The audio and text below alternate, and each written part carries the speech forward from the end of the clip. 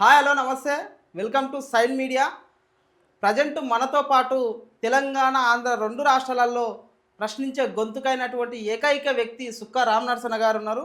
ఆయనను అడిగి సమాజంలో జరుగుతున్నటువంటి విధ్వంసాల మీద, సమాజంలో జరుగుతున్నటువంటి అన్యాయాల మీద, ప్రభుత్వం చేస్తున్నటువంటి కుట్రల మీద, ప్రజలకు జరుగుతున్న ప్రతి ఒక్క సమస్య మీద మాట్లాడి తెలుసుకునే ప్రయత్నం చేద్దాం. అన్న నమస్తే. నమస్తే. బాగురన్నా? మంచిగున్నా అన్న, నిన్న తెలంగాణ ఉద్యమానికి ఎంతో బలమైనటువంటి కోనపూరి సాంబశివుడు, రామలన్న లాంటి అంత పెద్ద ఉద్యమ వీరులను అందించినటువంటి తల్లి లక్ష్మమ్మ చనిపోవడం జరిగింది. ఆమె అంత్యక్రియల్లో మీరు పాల్గొన్నారు. మీకంటే ముందు కూడా సోమన్న లాంటి వ్యక్తులు సాంబశివుడన్న మరణించినప్పుడు నయం లాంటి నరహంతక భయంకరమైనటువంటి నరహంతకులు ఉన్నటువంటి పరిస్థితులలోనే పాట రాసి పాడారు. కానీ నిన్న సోమన్న కనబడలేరు, మీరొక్కరు కనబడ్డరు. దీనికి సోమన్న కనబడకపోవడానికి ప్రధాన కారణం ఏంది అనుకుంటున్నారు? నేనైతే ఏమనుకుంటా అంటే, ముందుగా నేను ఒక మాట చెప్పాలి. ఇక్కడ సోమన్న కనపడలేదు, మీరు కనబడ్డరు అనేటువంటి మాట మీరు అడుగుతున్నారు కాబట్టి చెప్తాను. ముఖ్యంగా నేను సోమన్న గురించి మాట్లాడదలుచుకోవాలి ఓపెన్గా. ఎందుకు అని అంటే, సచిన పవన్ ఊకే చంపదు, బట్ మీరు అడుగుతున్నారు కాబట్టి చెప్పాలి కాబట్టి చెప్తున్నా అంతే. సోమన్న కనపడలేదు, మీరు కనబడ్డరు అని అనుకున్నప్పుడు తల్లి నినరు, తల్లి పురిటి నొప్పులు, తల్లి పడ్డ బాధ, తల్లికి ఉండేటువంటి ఆ పెయిన్, తల్లి యొక్క శ్రమ, జీవితకాలం సుక్కరామ నడిసే బొక్కల వైపు వందలు పడ్డదాకా కూడా మర్చిపోడు. తల్లి అంటే నన్ను గంటేనే తల్లి కాదు, తల్లి అంటే నన్ను గంటేనే తల్లి కాదు. తల్లి ఏ తల్లి అయినా తల్లే. భూమి మీద ఎవడు ఎంత గొప్పోడు ఎత్తుకున్నా ఎత్తేస్తాడు కింద. కానీ తల్లి కన్ను మూసి బొందకు చేరిందాక చిన్నగా ఉన్నప్పుడు ఒళ్ళెత్తుకుంటుంది, తర్వాత సంకనెత్తుకుంటుంది. మనం ఎదిగిన తర్వాత గుండె నిండా తను కన్ను మూసిన దాకా మోస్తుంది, తల్లి ఎత్తేయదు. అలాంటి తల్లికి తలగొరుకుండా ఎత్తేస్తోడు లేకుండా యుద్ధానికి తోలింది, యుద్ధ వీరులని చేసి ఇద్దరిని. కాబట్టి ఆ తల్లికి తలగొరువే లేదు కదా. ఆ ఒక దుర్మార్గమైనటువంటి పరిస్థితి కలిగించినటువంటి రాజ్యం ఇద్దరు కొడుకులను బలి తీసుకున్నది కదా, బలిగంపలు వేసుకొని పోయినది కదా. అలాంటి తల్లి అంతిమయాత్రలో నా బాధ్యత అది. నేను బాధ్యత ఎక్కడ కూడా మర్చిపోను. ఒక తల్లికి కొడుకుకు ఇద్దరి మధ్యలో ఏ బాధ్యత అయితే ఉంటుందో ఆ బాధ్యతని నేను ఎప్పుడూ మర్చిపోను. సోమన్ ఎందుకు రాలేదనేది ఆయన చెప్పుకోవాలి. అన్న, మీరు ఆ అంతిమ యాత్రలో ఒక పాట పాడారు కోయిలమ్మ అని చెప్పేసి. అందులో కొడుకులు తలగోరి పెడతారు తల్లిదండ్రులకు, కానీ ఇద్దరు కొడుకులకి తల్లి తలగోరి పెట్టిందని దుఃఖంతో ఒక పాట పాడిరన్న. ఒక్కసారి ఆ పాట. అంటే నేను ఎందుకు ఈ మాట అంటున్నా అంటే, అన్న, సాగుని గుర్తు చేసుకుంటేనే నాకు చాలా విపరీతమైన పెయిన్. నిన్న అక్కడ కూడా చాలా మంది ఏడ్చిరు ఆ పాట వింటూ. అసలు చెప్పుకోలేనంత బాధలో దుఃఖంతో ఊరు మొత్తం ఏడ్చిరు. కోయిలమ్మ ఓ కోయిలమ్మ కొనపూరి, కోయిలమ్మ ఓ కోయిలమ్మ కొనపూరి లక్ష్మమ్మ జాడ చెప్పమ్మ, మళ్ళొస్తానని తిరిగి రాదాయనమ్మా, మళ్ళొస్తానని తిరిగి రాదాయనమ్మ, మరిసిన మాయమ్మ మరపురాదమ్మ, కడుపార బిడ్డెలాగనుకున్నది కంటికి రెప్పోలే చూసుకుంది, కడుపార బిడ్డెలాగనుకున్నది కంటికి రెప్పోలే చూసుకుంది. ఏ తల్లైనా పిల్లల్ని చాలా అద్భుతంగా ఇస్తారు. కొడుకులు కడుపులో పుట్టినటువంటి బిడ్డలు కొడుకులు చనిపోతున్నారు అంటే భూమండలం మీద తల్లిదండ్రికి మించిన దుఃఖాన్ని తీసే పుట్టుక లేదు. ఇంకా తర్వాత భర్త చనిపోయినప్పుడు భార్య కావచ్చు, కానీ భార్యకి ఎప్పుడు భర్త కొడుకు కాడు కదా. కాబట్టి తల్లిదండ్రులు తీసేటువంటి దుఃఖాన్ని కళ్ళ ముందే కొడుకులు చనిపోతుంటే తల్లి, ఇప్పుడు నయముద్దీను అనేటువంటి నరహంతకుడు ఎవరైతే ఉన్నారో ఆయన అనేక ఇబ్బందులు పెట్టిన తల్లిని. ఇద్దరు కొడుకులను కన్నందుకు ఏ తల్లికైనా తలగొరుగు అనేది ఉంటుంది. హిందూ సాంప్రదాయం కావచ్చు, లేకపోతే ఈ కంట్రీలో ఉన్నటువంటి దాన్ని ఏమంటారో అది ఉన్నది కాబట్టి చెప్తున్నా. కడుపార పిల్లలాగనుకున్నది కంటికి రెప్పోలే చూసుకుంది, కష్టాలను ఎల్లా తీసినాదమ్మో,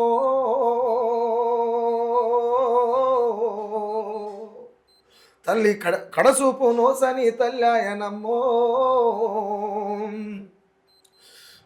తలగొరువు పెట్టేటి కొడుకులుండాలే, తలగొరివి పెట్టేటి కొడుకులుండాలి, కొడుకులకే కొరివి పెట్టినాది అమ్మ, కొడుకులకే కొరివి పెట్టినాది అమ్మ. ఆ దండకారణ్యముకు దరువైనాదా, ఆ దండకారణ్యానికి దరువైనాదా, కొడుకులు మరణిస్తే కొరువు పెట్టిందా. కోయిలమ్మ ఓ కోయిలమ్మ, కొనపూరి లక్ష్మమ్మ జాడ చెప్పమ్మ, కోయిలమ్మ ఓ కోయిలమ్మ, కొనపూరి లక్ష్మమ్మ జాడ చెప్పమ్మ. కొడుకులాగనుకున్న ఏనాడు ఆ తల్లి సుఖంగా ముద్దలు కడుపారాదినలేదు, సుఖంగా ముద్దలు కడుపారాదినలేదు. కొడుకులు కొట్లాటలో ముందు ఉన్నారు, కొడుకులు కొట్లాటలో ముందు ఉన్నారు, కన్నీళ్ళు ఆ తల్లి తాగి బతికిందాట. కోయిలమ్మ ఓ కోయిలమ్మ, కోయిలమ్మ ఓ కోయిలమ్మ, కులపూరి లక్ష్మమ్మ జాడ చెప్పమ్మ. ఎప్పుడవుతుంది చాలా చెప్పాల్సి వస్తుంది కదా. ప్రధానంగా ఆ అంతిమ యాత్రలో వాళ్ళు చేసినటువంటి పోరాటం మీద మీరు గతంలో కూడా ఒక పాట చేసిర్రు, అన్నవై ఏకే గన్నువై. ఒక్కసారి ఆ పాట ఎందుకు ఈ మాట అడుగుతున్నంటే, అన్ననే సాంబశివుడు అన్న వీళ్ళ అడవి వదిలిపెట్టి తెలంగాణ ఉద్యమంలో జనజీవన స్రవంతిలోకి వచ్చిర్రు, వచ్చి ఇక్కడ ప్రజాస్వామికంగా వాళ్ళు పోరాటం చేసిర్రు. కానీ మీకు ఎందుకు మళ్ళీ వీళ్ళు అడవిలోనే ఉంటే బాగుండు అని ఎందుకు అనిపించింది, ఎందుకు రాయాల్సి వచ్చింది పాట? ఎందుకంటే వాళ్ళు అడవిలో ఉన్నంత కాలం కోట్లాది కల్లుల వాకిట్లకు కన్నీళ్లు రాకుండా చూసుకున్నారు. కోట్లాది తల్లుల ఆకిట్లకు కన్నీళ్లు రాకుండా చూసుకున్న ఇద్దరి కొడుకుల కన్నా కొనపూరి లక్ష్మమ్మ కడసూపుకు కొరివి పెడుతందుకు కూడా కొడుకులు లేని స్థితిలో చచ్చిపోయినప్పుడు మీరు అడవిలో ఉంటే బతుకుంటే బాగుండు కదా, సాఠంగా నన్ను చూసిపోతారు కదా. ఆ పెయిన్ ఆ దూరంకి వెళ్ళైనా చూసిపోదు. అలా మనసులన్నా తల్లికి ఆ కొరివి పెట్టేటువంటి దాన్ని అనుకుందరు కదా వాళ్ళ మనసులల్లా. అవునా కదా? అవునన్నా. అన్నవై ఏకే గన్నువై, నువ్వు అడవిలా ఉంటేనే బాగుండే, సాంబశివుడా నీ పేరు వింటే సర్కారుకే ఉత్సగారేదే, సాంబశివుడా నీ పేరు వింటే సర్కారుకే ఉత్సగారేదే. దొంగ నేతల సోపతి ఎట్లా కుదిరేనో నెత్తుటి మడుగుల ముంచిండ్రే, త్యాగాలతో అను వదిలినందుకే ప్రజల బలం సస్తుంది. ప్రజల కొరకు పురుడు ఓసిన పల్లెకు ప్రేమ గల్లా కొడుకువో, అడవి బాటల్లోన ఆయుధాలను ఎత్తి పేరెళ్ళిన అన్నవో, గండాల సుడిగుండాలెన్నో దాటుకుంటూ దళమును నడిపినవో, దండకారణ్యము గుండెకాయ వై గెరిల్ల యుద్ధానివో.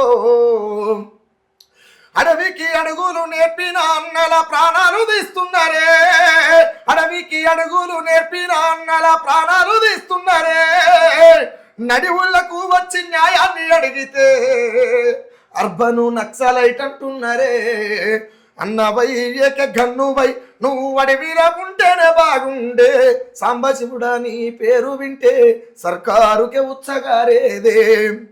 రాజ్యమే ఎదురుబడి ఎన్కౌంటర్ అంటున్న ఎదురుంగా ఉరికినవో, గొర్ల కాపరివై గోసాలెన్నో చదివి మందు పాతరవైనవో, పాలకుల కండ్లల్ల సాంబశివుని రూపు పచ్చబొట్టేసుకుండ్రో, ప్రజాస్వామ్య ముసుకు ప్రాణాలు తీయమని కానుకలు ప్రకటించిరో.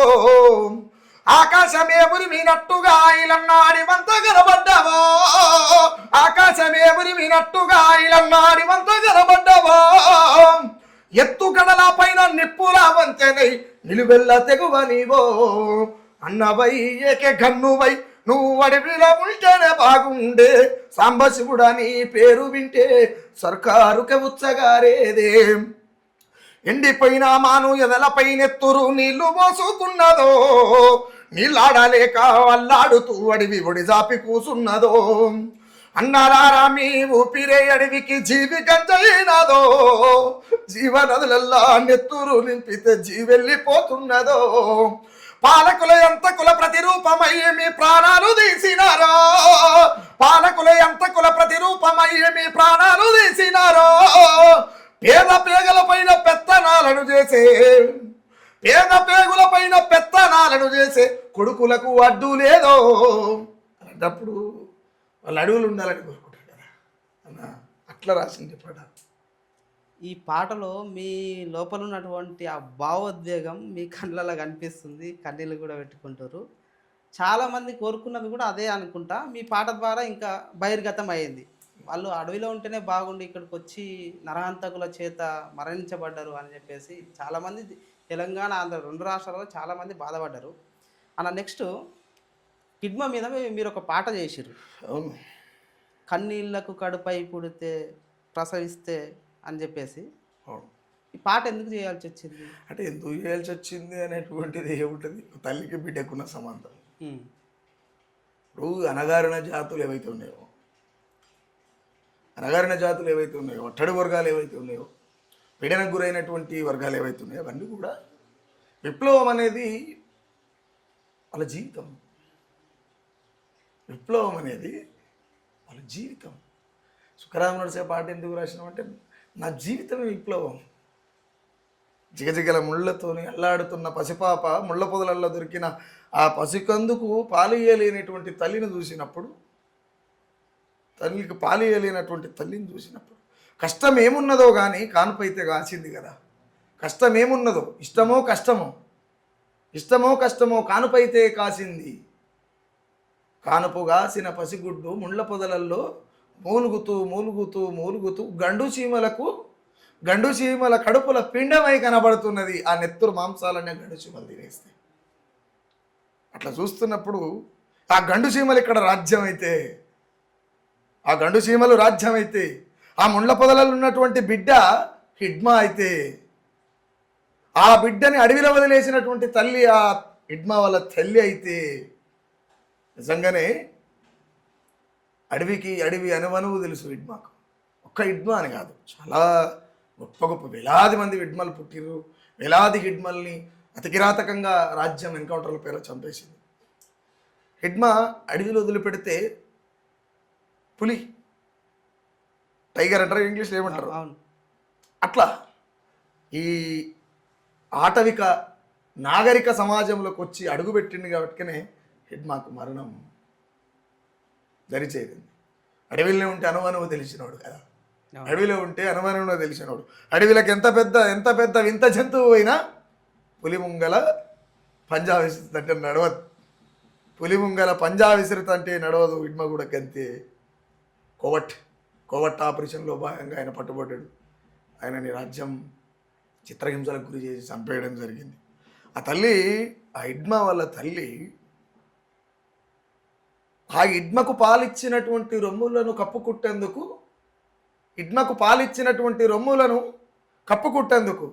కనీసం ఓ గుడ్డబట్ట లేనటువంటి స్థితిలో బతుకుతున్నది అని అంటే ఈ సమాజం. ఆ హిడ్మా తల్లి నాకు తెలిసి ఒక రకంగా నేనేమంటే కాపాడమని చెప్పింది కానీ శిక్షించమని చెప్పలేదు, చంపమని చెప్పలేదు కదా. హిడ్మా కార్పొరేట్ కాదు కదా, హిడ్మా పెట్టుబడిదారు కాదు కదా, హిడ్మా రాజ్యం కాదు కదా, హిడ్మా రాజ్యహింస కాదు కదా, హిడ్మా నెత్తురు కాదు కదా. పేద ప్రజల గుండెకు అతుక్కునేటువంటి ప్రజాస్వామ్యం ప్రతి గడపలో ఉండాలని కొట్లాడిండు. అలాంటి హిడ్మ తల్లి ఏడవటందుకు ఒంటిలో కనీసం నీరు కూడా లేదు.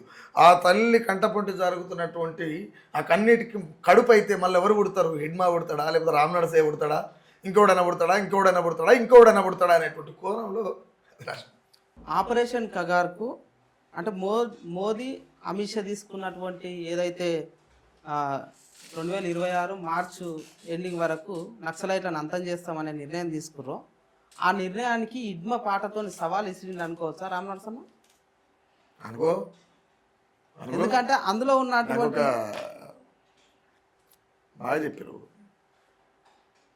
చాలామంది పేర్లు చెప్పను, చాలా పెద్ద వాళ్ళు ఇప్పుడు వాళ్ళు చేస్తున్న నౌకరి కూడా చాలా పెద్ద నౌకరి. మేము ఉండరాని ప్లేస్లో ఉండి ఉద్యోగాలు చేస్తున్నాం, మాది ఉద్యోగం కాదు, మాది ఊడిగం అని చెప్పి ఒప్పుకున్నారు వాళ్ళ పార్టీని. తర్వాత కొంతమంది 60 ఏళ్ళు 70 ఏళ్ళు ఉన్న వాళ్ళు వరుసగా ఒక 60-70 మంది కాల్ చేస్తే 60-70 మందిలో ఒక 20 మంది నాకు మళ్ళీ ఒక 20-25 ఏళ్ళు 30 ఏళ్ళ వయసు ఉంటే బాగుండు, నీలాగా పాడాలని ఉంది అని అంటారు. దేనికని ఉంటారు? సవాల్గా మారితేనే అంటారు కదా. వాళ్ళకి కనిపింపు కలిగింది కాబట్టి. కానీ ఇంకోటి భయ్యా, ఒకటి గుర్తుపెట్టుకోవాలి, ఓపెన్గా ప్రజాస్వామ్యం బతుకుండాలని పాటలు పాడేటోళ్ళ సంఖ్య తగ్గిపోయింది. ఏదేమైనా చెప్పుకోవాల్సింది.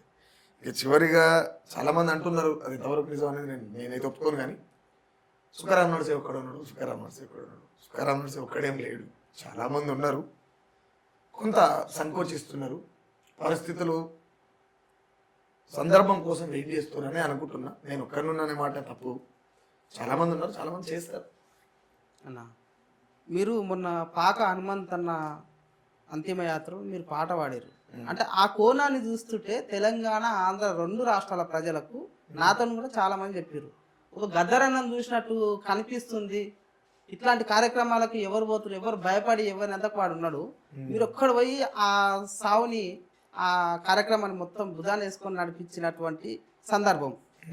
మిమ్మల్ని గద్దరన్న లెక్క చూస్తున్న ప్రజలకు మీరు ఏమనుకుంటారు, మీరేమంటారు? నన్ను గద్దరన్నలాగా చూడొద్దు, నన్ను రామనరసేలాగానే చూడాలి. ఎందుకంటే గద్దరన్న విషయానికి వస్తే ఓపెన్గా చెప్పాలి కాబట్టి చెప్తున్నా. గద్దరన్నలో ఒక 3 కోణాలు ఉంటాయి. ఆ 3 కోణాలు, ఒక కోణం నుంచి పోయి 3 కోణాలుగా ఎందుకు మారింది అనేటువంటి అంశాన్ని ఇప్పుడు ఆయన బతికిలేడు కాబట్టి మనం మాట్లాడొద్దు. బతుకున్నప్పుడే చాలాసార్లు మాట్లాడినా, అది అందరూ తెలుసు. నేనేమంటానంటే నన్ను రామనరసేలాగా చూడడం నాకు ఇష్టం. అంటే మీరు ఆ పాత్ర పోషించడం మీ లోపల గద్దర్ కనిపించడం చాలా మంది అనుకుంటారు. నేను ఒక విషయం చెప్తా భయ్య, మీకు అసలు అర్థమైతే లేదు మీకు. నేను ఏమంటున్నా అంటే ప్రజలు అనుకోవచ్చు, దాంట్లో ఇబ్బంది లేదు. కాకపోతే ఏంటంటే గద్దర్ ఇంకో కాడ కనపడిగా, గద్దరే గద్దర్ ఇంకో కాడ కనపడాడు. 1,00,000 మంది సుఖరామ్ నరసీలు వచ్చినా ఒక గద్దర్ గారు. గద్దరు ఆయన జీవిత కాలంలో ఎన్ని పురిటి నొప్పులు తీసిన అనుకుంటారు. గద్దర్ ఎట్లా కాగాలని అనుకుంటారు. చాలా శ్రమ ఉంది దాని వెనుక, చాలా శ్రమ ఉంది. ఆయన బయటకు వచ్చి పార్టీలో 8 నెలలు ఏమో చేసినట్టు. మొన్న నేను ఒక ఇంటర్వ్యూలో విన్నా వారు మాట్లాడుతుంటే. గద్దర్ చాలా పెద్ద శ్రమ అన్న. ఆ పాక హనుమంత్ అన్న మీద పాడినటువంటి పాట బాగా వైరల్ అవుతుంది. ఒక్కసారి ఆ పాట పాడిన అంటే నేను ఆ పాట కూడా నేను ఏం చేసినంటే అనుకోని హనుమంతన్న చనిపోయిన తర్వాత బాడీ వస్తుంది, తెల్లారి టైం పడుతుంది అనుకున్న సందర్భంలో అప్పటికప్పుడు అనుకున్నాం మేము, రాజ్యహింసల నడవ రాలిపోయిన త్యాగాల తరములెన్నో, అడిబొమ్మ బడిలోన విప్లవ బడిలోన చదివిన చదువులెన్నో, కొడుకులను గనలేదు కొడవళ్ళగన్నారు, కొట్లాట నేర్పినారు, నల్లగొండ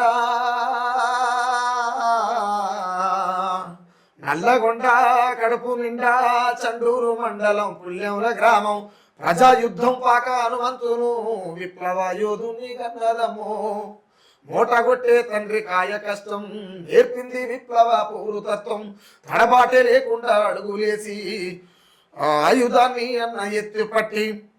ఆ పాట అప్పటికప్పుడు అన్న వాళ్ళ నాయనకు రాసిన లేఖ ఒకటి నాకు పంపిరు మనోళ్ళు. అందులో వాళ్ళ ఫాదర్ గురించి ఆయన మూట కొట్టే మా నాయన ఒక పదం ఉంటుంది. ఆ పదం తీసుకొని పాట కంప్లీట్ చేసింది అన్న. గతంలో మీకంటే ముందు వరుసలో ఉన్నటువంటి కళాకారులు, రచయితలు, కవులు, అన్నలు ఎవరైనా చనిపోతే వాళ్ళ మీద గొప్ప గొప్ప సాహిత్యం రాశారు. అందులో ఉదాహరణకు మిఠపల్లి సురేంద్రనాథ్ తీసుకుంటే పురిటి నొప్పుల తల్లి కన్నా అడవి తల్లి అని చెప్పేసి చాలా గొప్ప పాట రాసిండు. ఇప్పుడు అట్లాంటి వ్యక్తులు మౌనంగా ఉండడానికి కారణం ఏంది అనుకుంటారు మీరు? స్వార్థం, నేనే ఉండాలి, నేనే బాగుండాలి, ఎట్లయినా సరే బతుకుండాలి అనేటువంటి కోణం ఏముంటుంది దానికి. ఇలా ఎండుటాకుల అలికిడి చేస్తుందని ఎంత గొప్ప సాహిత్యాన్ని రాసినటువంటి పిల్లన్న ఇవాళ పిట్టెలు రాలినట్టు రాలిపోతుంది కదా. ఎందుకన్నా మీరు రాసే పెన్నులకు, మీరు రాసే కళలకు కనికరం సొయిద పెళ్ళిపోయిందా? కనికరం లేదా మీ పెన్నులల్లా? మీ కళలల్లా కన్నపేగు శోకాన్ని తీసేసిరా? రాయొచ్చు కదన్నా, రాయొచ్చు కదా పిట్టపిల్లన్నా. చాలా అద్భుతమైన రైటర్ అన్న. ఇలా సమాజంలో నిలదొక్కుని ఉండగలిగిన సినిమా ఇండస్ట్రీ, పెట్టుబడిదారి వ్యవస్థలో భాగమైనటువంటి సినిమా ఇండస్ట్రీలో నిలదొక్కోగలిగారు, నిలబడ్డరు. వాళ్ళ గురించి ఆ అక్షరం రాస్తే ఏమవుతుంది అన్నకు? ఏమన్నా పిఎం అవుతాడా, సీఎం అవుతాడా? ఏం కాడు. ఏదేమైనా అన్న కళాకారుడు కదా. కళాకారులకు సమాజంలో ఏం విలువలు ఉంటాయో తెలుసు నాకు. నేను అందుకే నన్ను కళాకారుడు అంటే ఒప్పుకోను. నేను మాటతో మాట్లాడతాను, పాటదే వాడతా. నేను గట్టిగా మాట్లాడితే నాకు పాట చక్కగా రాదు, మాట్లాడతా బాగా అనర్గళంగా మాట్లాడగలదు. కాబట్టి వాళ్ళ కళాకారులు వాళ్ళకు ఉండాలి కదా ఎంతో కొంత. కాబట్టి నేను ఏమంటున్నానంటే గొప్ప గొప్ప పాటలు రాసినటువంటి పెళ్ళన్న అదేంది, అదొక పాట బాగుంటుంది అన్నది ఏంది అది, అడగవే అమ్మా ఈ భారతదేశం వెలుగుతుందట, అడగవే అమ్మా కలిగినోళ్ళ కలికి మేడా మేడకెదురే వాడ, ఇదే నా దేశం మారిన తీరు, అడగవే పేదల కలి తీరు, రాజ్యముల రాజకీయ జెండాలు తప్ప మరేది మారలే, అడగవే అమ్మా. అంటే ఒకప్పుడు ఇంత గొప్ప పాట రాసిన కదన్నా, ఇవాళ మనుధర్మమైనటువంటి బీజేపీ, అమిత్ షా, మోడీ భారతదేశం అంతా నెత్తురుతో నలుకుతున్నారు. ఒకసారి అడగరాదన్న, నువ్వు పాట రాసిన తర్వాత భారతదేశం బాగుపడి సస్యశ్యామలమై పచ్చని చెట్ల పొదల నడుమ నీరు వారుతుందా, నెత్తురు వారుతుందా? గమనిస్తలేవా అన్న? ఇంకో విషయం అన్న, ఆయన రాతి బొమ్మల పాట, తెలంగాణ ఉద్యమంలో రాతి బొమ్మల పాట సందర్భం ఎట్లా పుట్టింది ఈ పాట అని చెప్తే, నేను అక్కడక్కడ కొన్ని ఇంటర్వ్యూలలో విన్నా. ఒక వ్యక్తి ఆటో డ్రైవరు వాళ్ళ అన్నను నక్సలైట్ అనుకొని చంపితే ఆ వ్యక్తి పోయి అన్న దగ్గర పోయి మాట్లాడి అది చేస్తే అప్పుడు స్పందించి నక్సలైట్ కాదన్న మా అన్న ఇట్లా వాళ్ళ ఈ వర్క్ చేసుకొని ఉండే వ్యక్తి నక్సలైట్ అంట అని చెప్పేసి చంపేసిరు అని చెప్తే పాడిన రాసిన అని అంటున్నాడు. నక్సలైటు కానందుకు రాసినటువంటి, నక్సలైటు కాకుండా చంపినందుకే రాసినటువంటి మిట్టపల్లి సురేందన్న నిజంగా నక్సలైట్లను చంపుతుంటే రాయకపోవడానికి మీరేమనుకుంటారు? రాజ్యంలో ఏదో ఒకటి కావాలనుకుంటున్నా, పాలకవర్గంలో ఏదో ఒకటి కావాలనుకుంటున్నాను. పాలకవర్గంలో ఏదో ఒకటి కావాలనుకున్నప్పుడు ప్రశ్నిస్తే కాలేని అనుకోండేమో. ప్రశ్నించకుండా ఏం కాడన్నా, ప్రశ్నించకుండా ఏం కాడు. ఎందుకు అంటే ఊరవతల ఉన్నటువంటి వెలివేయబడినటువంటి వెలివాడలో గర్భం దాల్చిన మా అమ్మ గడుపున పుట్టిండు కదా మా అన్న. మాదిగోడు మా అన్న, అంటరానివాడు. సంవత్సరానికి 60 మాలలు వేసుకున్నా మా అన్న అంటరానివాడే. అర్థమవుతుంది అన్న? ఇక్కడ ఉన్నటువంటి కేంద్ర మంత్రులు ఉన్నారా, వాళ్ళు కూడా అమిత్ షా, మోడీ ముంగల నిలబడుతందుకు ఆమెడ దూరంలో నిలబడి చేతులు కట్టుకొని, చెవులు మాత్రం కళ్ళు మాత్రమే పనిచేస్తే ఏ చలనం ఉండదు బాడీలో. అయిపోయి గాల్లో ఏం చేయలేకపోతున్నారు, అన్న ఏం చేస్తాడన్న? అన్న రీసెంట్గా కేంద్ర మంత్రి కిషన్ రెడ్డి నక్సలైట్లు అంటే ఈ కమ్యూనిస్టులు ఉన్నారా, కమ్యూనిస్ట్ పార్టీలు అంతమైపోయినాయి, కమ్యూనిస్టులు అంతమైపోయారు, 7 కమ్యూనిస్టులు అని చెప్పేసి ఒక ప్రెస్ మీట్లో మాట్లాడిండు. దాని మీద సుఖరామ్ నరసన్న ఇంతకుముందు ఒక పాట రాశారు, ఎవడయ్యా లేదు అన్నది ఎర్ర జెండా అని చెప్పేసి. అట్లాంటి ప్రశ్నించినటువంటి సుఖరామ్ నరసన్న కిషన్ రెడ్డి మాటలకి ఏమంటారు? నేను క్వశ్చన్ చెప్పనా? కిషన్ రెడ్డి అన్న నేను మొన్నటిదాకా ఆ మాట మాట్లాడే ముందు దాకా కూడా కిషన్ రెడ్డి అన్న మీద నాకు ఒక ఒపీనియన్ ఉంది. ఏమని ఉండే అంటే, బీజేపీ అయినప్పటికీ కూడా ఆయన రాజకీయం ఏదైనా చేసుకుంటాడు, ఆయన లైన్లో ఆయన ఉంటాడు అనేటువంటి ఒక అది ఉండే. తర్వాత మాట మాట్లాడిన తర్వాత కొంత ఆలోచించాల్సిందిగా అవసరం ఉంటుంది. కాబట్టి నేను కమ్యూనిస్ట్ కాకపోయినప్పటికీ ఆలోచించవలసినటువంటి అవసరం ఉంటుంది. కాబట్టి నేను ఒకటి ఏమనుకోనంటే, రెడ్డి సామాజిక వర్గానికి చెందినటువంటి కుటుంబంలో కిషన్ రెడ్డి అన్న పుట్టాడు. రెడ్డి సామాజిక వర్గం చేసినటువంటి విప్లవాలకే మసిపూసేటువంటి పని చేస్తున్నాను. రెడ్డి సామాజిక వర్గం, రెడ్డి వర్గం చేసినటువంటి అనేక విప్లవాలు ఉన్నాయి. ఎక్కడ కూడా వాళ్ళని జాతినంతా అనడానికి లేదు, అది చాలా పెద్ద తప్పదు, ఎవరన్నా తప్పే. ఆ ఉద్యమాలు విప్లవాలను నడిపినటువంటి రెడ్డి సామాజిక వర్గంలో పుట్టినటువంటి కిషన్ రెడ్డి అన్న ఆ ఉద్యమాలను నడిపినటువంటి గొప్ప గొప్ప రెడ్లు, ఆ రెడ్ల త్యాగాలను నిట్ట నిలువున అదే కుటుంబంలో పుట్టి తగలబెట్టే ప్రయత్నం చేస్తున్నాను. ఎట్లా? ఎందుకు అనంటే, రావి నారాయణ రెడ్డి ఉన్నాడు. ఐడియా ఉందా మీకు? ఉందన్న. రావి నారాయణ రెడ్డి ఉన్నాడు, చంద్ర పుల్లారెడ్డి ఉన్నాడు, భీమిరెడ్డి నరసింహారెడ్డి ఉన్నాడు, మళ్ళీ స్వరాజ్యమ్మ ఉన్నది. ఇట్లా చెప్పుకుంటే చాలా మంది ఉన్నారు, అవునా కాదా? ఉన్నారు. అయితే నేనేమంటున్నానంటే, ఇట్లా చెప్పుకుంటూ పోతున్నటువంటి సందర్భంలో మొన్న చనిపోయినటువంటి కాత రామచంద్ర రెడ్డి ఉన్నాడు, ఇట్లా చాలా మంది ఉన్నారు. ఆ రెడ్డి సామాజిక వర్గంలో పుట్టి కూడా ఆస్తులు ఉన్నప్పటికీ, అంతస్తులు ఉన్నప్పటికీ, స్వేచ్ఛగా జీవించేటువంటి అవకాశాలు ఉన్నప్పటికీ కూడా ఈ దేశంలో ఉన్నటువంటి అవస్థలను చూసి మనిషి ఇట్లా కదా బతకాల్సింది అనేటువంటి నేచర్ని చదివేశారు కాబట్టి వాళ్ళు పట్టాలను వదిలిపెట్టి తుపాకులు పట్టుకున్నారు. అలాంటి గొప్ప జీవితాలు అనుభవించినటువంటి కుటుంబాలలో పుట్టి ఏం మాట్లాడుతున్నాయి అంటే వీళ్ళ త్యాగాలను అన్ని శంకించినట్టే కదా. అవును, ఒక రకంగా చెప్పాలంటే రెడ్డి కులాన్ని శంకించినట్టు ఆయన. నిజం, రెడ్డి కులాన్ని శంకించినట్టు. దేనికి నేనేమంటానంటే కమ్యూనిస్టులు లేనని అనుకున్నప్పుడు నీకు మాట్లాడవలసిన అవసరమే ఉంది. చర్చే లేదు లేరు అనుకున్నప్పుడు దేనికి మాట్లాడుతున్నావు? అన్నా మొన్న బడ్జెట్ సమావేశాలు జరిగినాయి. ఏం చేసినావు? ఏమైనా అవుతుందా నీతోని? చేతులు కట్టుకొని చేతులు ఇప్పుడు తప్ప ఏం లేదు. కట్టుకుని ఇట్లా కట్టుకోవాలి, లేదంటే టూపాలి, అంతే ఇంకేం లేదు. కాబట్టి నేనేమంటున్నా అంటే కిషన్ రెడ్డి అన్న లేడు అని చెప్తున్నారు అంటే ఒక కేంద్ర మంత్రి లేరు అని చెప్తున్నారు అంటే ఇంకా ఉండరు అని అర్థం. ప్రజలకు అది అర్థమైంది. ఎందుకు? కమ్యూనిజం అనేది తల్లి ఉమ్మనీరులోనే భాగమై ఉంటుంది. తిరుగుబాటు తొవ్వలు ఉంటుంది, తీరాలు చేరే దారిలో ఉంటుంది. తిక్క తిరిగిన దొరల మెడలు ఉంచుతందుకు, వాళ్ళ కోటను కూలుస్తందుకు, నిప్పంటిస్తందుకు రిటారుగా నిలబడి అగ్గికని కలిపి పుట్టుకొస్తుంది. ఒక్కసారి మీరు నేను ఇంకోటి ఏమంటే ఒక తల్లి బిడ్డను కనడం మానేసినప్పుడే విప్లవం పోతుంది. వీళ్ళు మాట్లాడేటువంటి ఎర్రి మాటలు. ఒక తల్లి బిడ్డను కనడం బంద్ చేయాలి. బంద్ చేస్తే విప్లవం పోయినట్టు, కమ్యూనిజం పోయినట్టు. మానవ పుట్టివాళ్ళనే కమ్యూనిజం ఉంటుంది. అంటే ఒకదానికొకటి ఉత్పత్తి కావడానికి మించినటువంటి కమ్యూనిజం లేదు అయ్యా. కాబట్టి నేను అంటున్నా, ఎవడయ్యా లేదు అన్నదో ఎర్రజెండ గుండె నిండి ఉన్నదో, ఎర్రజెండ త్యాగాల తొవ్వలున్నదో, ఎర్రజెండ ఉద్యమాల ఉమ్మ నీరులో, ఎర్రజెండ తిరుగుబాటు తొవ్వలున్నదో, ఎర్రజెండ ఇట్లా అనేక తొవ్వలు. ఎర్రజెండ లేదని చెప్పడం అవివేకం, ఎర్రితనం. దాని గురించి మనం ఎక్కువ మాట్లాడదు. తెలంగాణలో బీజేపీ ఈ మధ్య తీసుకున్నటువంటి నిర్ణయాలు కొన్ని, అందులో ఒకటి హిందూ ధూమ్ధామ్ అనే కార్యక్రమానికి శ్రీకారం చుట్టినట్టుగా అనిపిస్తుంది. ఏంది తెలంగాణలో మాత్రమే ధూమ్ధామ్ చూసి, తెలంగాణ ఉద్యమంలోనే ధూమ్ధామ్ ప్రోగ్రాంలు చూసినాం, ధూమ్ధామ్ ఉద్యమాన్ని నడిపించినాము. ఇప్పుడు హిందువులు సపరేట్గా ధూమ్ధామ్ చేయాల్సిన అవసరం ఏంది అనుకుంటారు మీరు? ఏముంటుంది? బీజేపీ పార్టీ క్లియర్గా కమ్యూనిస్ట్ పార్టీ పందాన్ని తీసుకుంటుంది. గతంలో చైర్మన్ చేసింది, అరుణోదయ చేసింది, ప్రజానాట్య మండలి చేసింది, ప్రజాకళా మండలి చేసింది. పాటని ప్రజలకు తీసుకుపోయారు. ఆ పాట ద్వారా సమస్యని విప్పి చెప్పారు. తిరుగుబాటు ఎట్లా చేయాలో చెప్పారు. విధ్వంసం ఎట్లా జరుగుతుందో చెప్పారు. ఇవన్నీ వివక్షతలు ఎట్లా ఉన్నాయో చెప్పారు. కులం ఏందో చెప్పారు, మతం ఏందో చెప్పారు, ప్రాంతం ఏందో చెప్పారు. టోటల్గా మానవ పుట్టుకి ఏందో చెప్పారు, మానవ మరణం ఏందో చెప్పింది.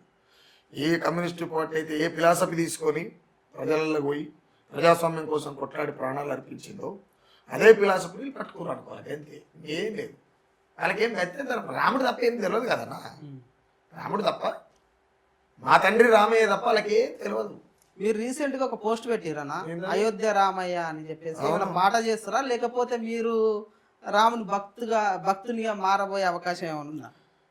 ఆ పాటలు చూస్తారుగా మీరు, రివీల్ చేసేందుకు ఆ పాటలు చూస్తారు.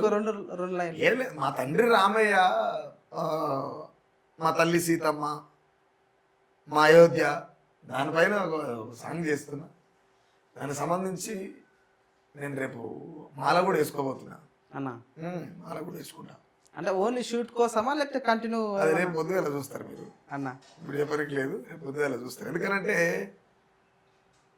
ఇవాళ సమాజాన్ని ముఖ్యంగా 29 రాష్ట్రాలలో 28 రాష్ట్రాలను పక్కన వదిలిపెడితే బీజేపీ యొక్క కన్ను మొత్తం కూడా ఒక డేగా కన్ను లాంటి కన్నుని ఇక్కడ తెలంగాణలో పెట్టింది.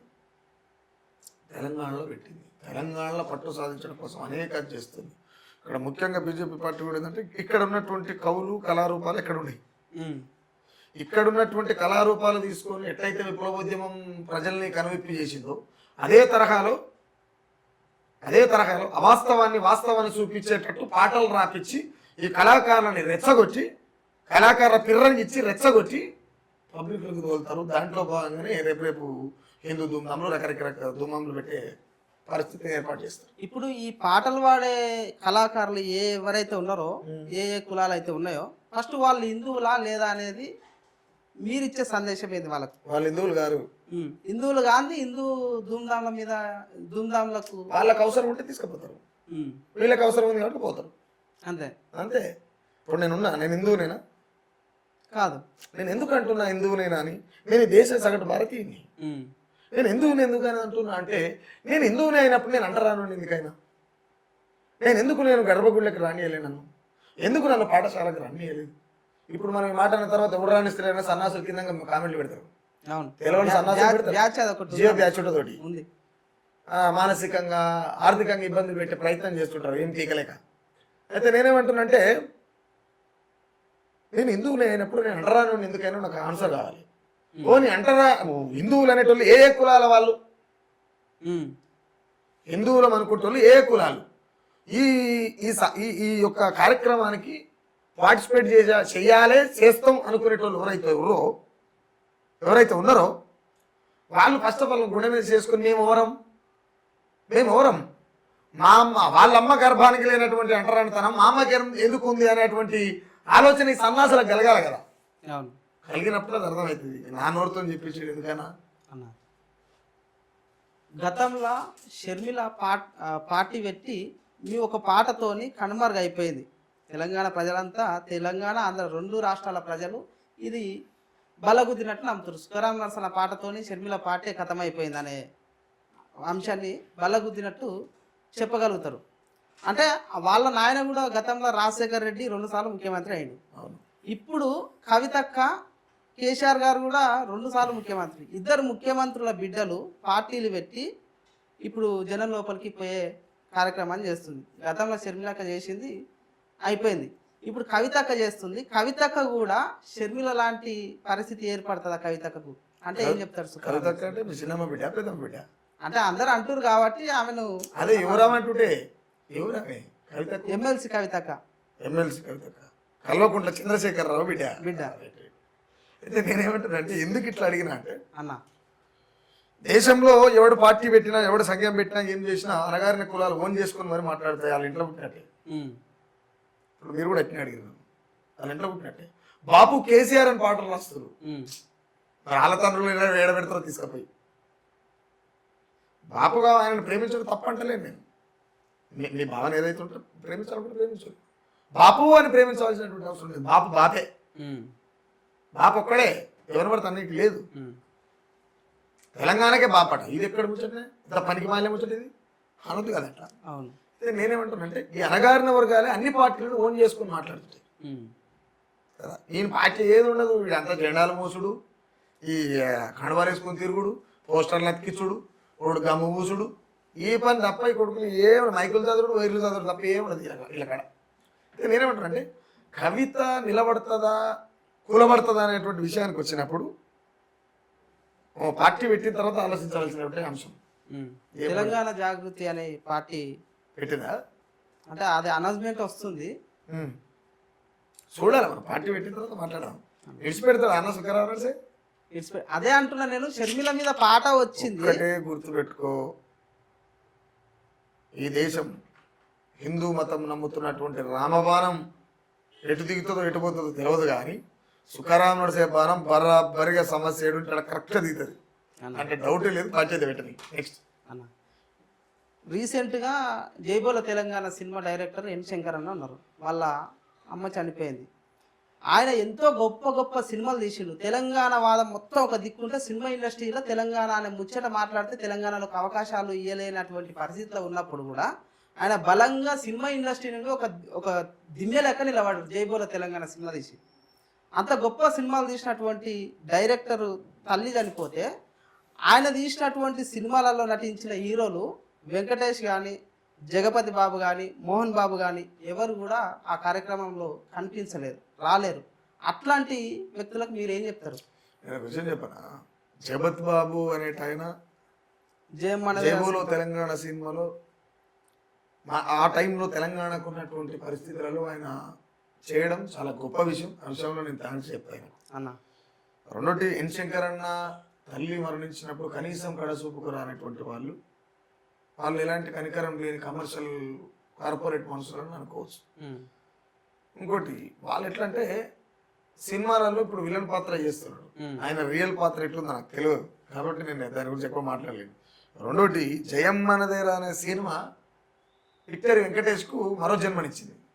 అవును, మరో జన్మనిచ్చింది. మరో జన్మనిచ్చినటువంటి శంకరన్నని మర్చిపోవడం అనేది చాలా దుర్మార్గమైనటువంటి విషయం. వెంకటేష్కి చక్కగా నడవరాదు, ఆయన ఉరికొస్తుంది ఉరకరాదు, నిజంగా ఉరికొస్తుంది ఉరకరాదు. ఎందుకు నేను ఆయన నడకని ఆయన మాట్లాడేది అని చూసిన వాళ్ళని అమ్మ 80 ఏళ్ళకి వచ్చినాక కూడా వాళ్ళు హీరోలు లేనట్టు. ఇది ఏందో నాకు అర్థం కాదు. మన తెలంగాణలో ఉన్న పూరగాళ్ళ కంటే పెద్ద హీరోలు అన్నారు కదా. రెండోటి మోహన్ బాబు అనేట ఆయన కడుపులో పుట్టిన కొడుకునే చేదరించుకునేటువంటి వ్యక్తి. కడుపులో పుట్టినట్టు కొడుకునే మంచు మనోజ్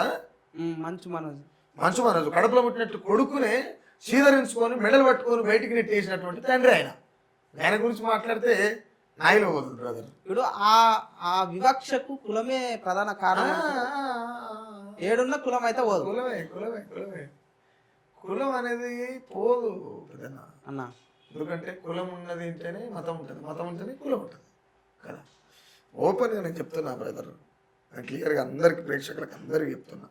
నన్ను ఆదరించేటోళ్ళకు, నన్ను చీదరించుకునేటోళ్ళకు, నేను తలనొప్పిగా మారిన వాళ్ళకు, నన్ను చూస్తే భయపడేటోళ్ళకు, నా పేరింటనే చవసుకునేటోళ్ళకు అందరికి చెప్తున్నా మాట. ఎందుకు అనంటే కులం మానవ పుట్టుకలో భాగం చేసింది మన ధర్మశాస్త్రం. కులాన్ని అది పోవాలంటే చాలా టైం పడుతుంది. కులం పోవాలనేటువంటి ప్రజలంతా స్వేచ్ఛగా బతకాలి, కులం పోవాలి, మతం పోవాలి, మనుషుల మధ్య ఎలాంటి అంతరాలు ఉండకూడదు, ఎలాంటి దూరాలు ఉండకూడదు అనుకుంటే ఇక్కడ విప్లవం అవసరం. విప్లవం అవసరం అన్న. విప్లవం అంటే తుపాకులు పట్టుకోవడమా? కాదు కదా. అలాంటి విప్లవం కావాలి ఇక్కడ. కులాన్ని అంత ఈజీగా పారదోయలేదు. ఎందుకు? అంబేద్కర్ ఏ కులాంతర వివాహాలు చేసుకోవాలి, కుల నిర్మూలన కోసం కులాంతర వివాహాలు చేసుకోవాలని ఏదైతే చెప్పిండో అదే అంబేద్కరిస్టులు ఎలా వేరే కులాన్ని ఒప్పుకోరు క్లియర్గా. ఒక మాలాయన ఓ మాదిగోళ్ళ పిల్లని ఒప్పుకోడు, ఓ మాదిగోళ్ళ పిల్లగాడు ఓ మారుళ్ళ పిల్లని ఒప్పుకోడు, ఓ కుర్మ ఆయన గోళ్ళ ఆయన ఒప్పుకోడు, గోళ్ళ ఆయన కుర్మ ఆయన ఒప్పుకోడు, గమల ఆయన తెనుగాయన ఒప్పుకోడు, తెనుగాయన గమల ఆయన ఒప్పుకోడు. ఏ రెండు కులాలు ఇంకో కులాన్ని ఒప్పుకో కదా. వీళ్ళ కులానికి కులము పెద్ద అంటున్నాడు అంటే నా కులం పెద్ద, నా కులమే గొప్పది అంటున్నాడు అంటేనే వాడిని మించినటువంటి తీవ్రవాది మన టెర్రరిస్ట్ ఇంకోడనుడా లేదు. నా కులం గొప్పది అనుకునేటువంటి బాడుగావులు ఎవరైతే ఉన్నారో బాడుగావులు అనే చెప్తే మాట. ఎందుకు అనంటే కులాన్ని ప్రేమించినోడు మనిషిని ప్రేమించలేడు, కులాన్ని ప్రేమించినోడు మనిషిని ప్రేమించలేడు, మతాన్ని ప్రేమించినోడు ఆయన కళ్ళకు మనుషులు ఎవరు మనుషుల్లాగా కనపడరు. ఆడు తల్లినైనా చంపుతాడు, శీలనైనా చంపుతాడు. కాబట్టి ఏమంటాడంటే మనుషులను ప్రేమించాలని చెప్తున్నా. ప్రస్తుతం తెలంగాణ ప్రభుత్వం ప్రజాపాలన అని చెప్తున్నటువంటి ప్రభుత్వం యొక్క పనితీరు మీద సుక్క రామనరసన్న స్పందిస్తలేడు. ఎందుకు? అంటే రేవంత్ రెడ్డి ముఖ్యమంత్రి అయిన 2 నెలల నుంచే స్టార్ట్ చేసిరు పాటలు, ఈ మధ్యలో ఏడ మాట్లాడతలేరు ఎందుకు? నేను ఒక సూటి ప్రశ్న అన్న. సుక్క రామనరస భయపడతాడా? లేదు. భయపడతాడా? లేదు. అవునికన్నా ఎవ్వనికి భయపడాడు. సుక్క రామనరస భయపడాడు. సుక్క రామనరసకు ఉన్న పరిస్థితుల వల్ల ఆగొచ్చు తప్ప ఎవ్వనికి భయపడి ఎవని మోసేతి నీళ్లు తాగి తప్పును ఒప్పి చేసి మాట్లాడేటోడు కాదు సుక్క రామనరస. కాకపోతే నాకున్న ఆర్థిక ఇబ్బందుల వల్ల కొంచెం ఈ మధ్యలో ఫైనాన్స్లో కారు తీసుకొని అట్లా నాకు కొంత ఇబ్బంది అవుతుంది అంతే తప్ప ప్రజాపాలన అనేది తప్పు, పైశాచిక పాలన అనేది కరెక్ట్. రెండోటి ప్రజాపాలన అని వినబడుతున్న గొంతులు ఓపెన్ ఒక మాట ఏం చెప్తాంటే బతకడం కోసం రోత తింటున్నాయని మాత్రం చెప్తా. బతకడం కోసం రోత తింటున్నాయని చెప్తాను. ఎందుకు ఈ మాట? నేనున్నా ఏం తిన్నా పొద్దుగల పయగాన పోవాలి కదా, పాషాన్నం తిన్నా పోవాలి, పరమాన్నం తిన్నా పోవాలి. అలాంటి దానికి ఏంది కొట్లాట? ఎవని పాలయ్యింది రో తెలంగాణ, ఎవడేలుతున్నాడు రో తెలంగాణ, ప్రజాపాలన వచ్చారో తెలంగాణ, ప్రజల పాలయ్యింది రో తెలంగాణ. ఏంది కేకాట? ఇది ఇటుకెళ్ళి అటు అటుకెళ్ళి ఇటు. మీరు గతంలో ఒక పాట రాసిరన్నా, ఎవరయ్యా భారతదేశం అభివృద్ధిలో ఎవరన్నా తెలిసి ఉంటే చెప్పనీకి రాండి చూపి అని అవును చెప్పేసి అవును చెప్పారు. అవును మీరు దానికి ఉల్టా రాయొచ్చు కదా సోమన రాసినట్టు. ఎందుకంటే కవి అనేటువంటి వ్యక్తి ప్రశ్నకు మాత్రమే అవకాశం ఇస్తాడు. జవాబు ఎప్పుడు దొరుకుతుంది? ఈ కవితత్వం ఉన్నటువంటి వ్యక్తులు సమాజాన్ని మార్చినప్పుడు జవాబు దొరికినట్టు. ఇక ప్రశ్న నువ్వు రాసినమాట అని చెప్పేసి జవాబు కూడా నువ్వు చెప్పడం ఎంతవరకు కరెక్ట్ అన్నా? జవాబు నేను చెప్పుడు ఎంతవరకు కరెక్ట్ అనుకున్నప్పుడు మీరు ఆ క్వశ్చన్ సోమన్ అని అడగాలి, నన్ను కాదు. సోమనని కూడా నెక్స్ట్ సోమన నేను ఇంటర్వ్యూ ఏం చెప్తున్నా, సోమన్ అని అడగాలి, నన్ను అడుగుతుంది. ఆయన అడగాల్సిన క్వశ్చన్ నన్ను అడుగుతావు. అన్న. ఎవరి పాలన అయిందిరో అన్నది ఆయనే. ప్రజాపాలన అయిందిరో రేవంత్ అన్న నారారే నారారో తరారే తరారే తరారేరో అని ఇక పాడింది ఆయన కదా, అవును. ఆయనను అడగాలి. ఇప్పుడు నేనున్నా, ఉమ్.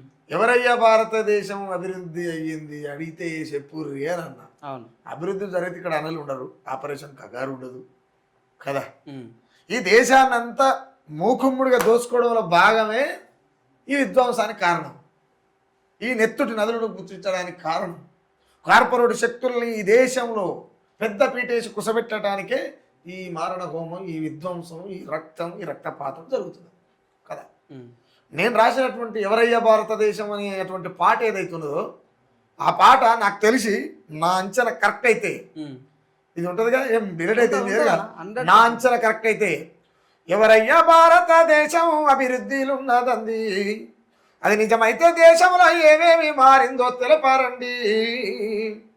వివేకానందుడు ఒక మాట అంటాడు, ఉమ్. సగటు మనిషి ఒక్క పూట భోజన కుట్ట జీవించినా ఇది అభివృద్ధి చెందనట్టే అని మాట్లాడుతాడు. వివేకానందుని సూక్తిలో భాగంగా నేను ఏం చెప్తున్నా అంటే, అన్న. ఈ దేశం ఇంకా 100 ఏళ్ళు అని ఇట్నే ఉంటుంది, ఇంకా 100 ఏళ్ళు కాదు, ఇంకెన్ని ఏళ్ళు అని ఇట్టనే ఉంటుంది. ఎందుకు ఉంటుంది? ఇక్కడ కులం ఉన్నది, ఉమ్. ఇక్కడ మతం ఉన్నది, ఇక్కడ వివక్షత ఉన్నది.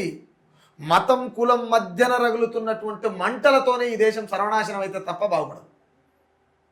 క్లియర్? అవును. నేనేమంటున్నా అంటే, నేను రాసినటువంటి పాట ఇంకా 100 ఏళ్ళు కావచ్చు, 200 ఏళ్ళు కావచ్చు, అది క్వశ్చన్ మార్క్ అనే ఉంటుంది, దానికి సమాధానం దొరకదు అన్న.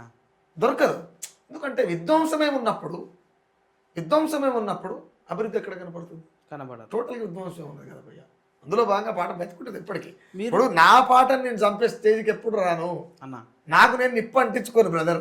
ఓపెన్గా ఏదైతే దోపిడీ రాజ్యం ఉంటుందో దానికి పెడితే నిప్పు నేను తప్ప, నాకు నేను నిప్పు అంటించుకునే నేను తిక్కలోనేనా? నాకు ప్రజల మీద, ప్రజల బతుకుల మీద, ప్రజల భావం మీద, రాజ్యం చేస్తున్నటువంటి కర్కశమైనటువంటి గుణం మీద పూర్తి స్థాయిలో స్పృహ ఉంది, మాట్లాడుతున్నాను. నన్ను నేను చంపుకునే ప్రయత్నం చేయాలి. మీరు ఇంతకుముందు ఫైనాన్స్ తీసుకొని ఇబ్బంది పడుతున్నా అని చెప్పారు. ఇదే భారతదేశం పాటల ఫైనాన్స్ అప్పిచ్చి ప్రాణాలు తీసుకుందని చెప్పేసి లైన్ ఒకసారి అది అయింది. ఇట్లా టీవీ నుండి ఇంట్లో టీవీ నుంచి బైకు మోటారు దాకా ఫైనాన్స్ అప్పిచ్చి ప్రాణాలు తీస్తుంటే ఎవడయ్యా భారతదేశం అభివృద్ధిలో ఉన్నదంది, అది నిజమైతే దేశంలో ఏమేమి మారిందో తెలపారండి. బతుకు తెరువు లేక బతకాలేని తల్లి మనసు చంపుకొని ఒళ్ళమ్ముకుంటుంది, కిడ్నీలు రక్తాలు అమ్ముకుంటున్నారు, గుడి మెట్లపై చేరి అడక తింటున్నారు.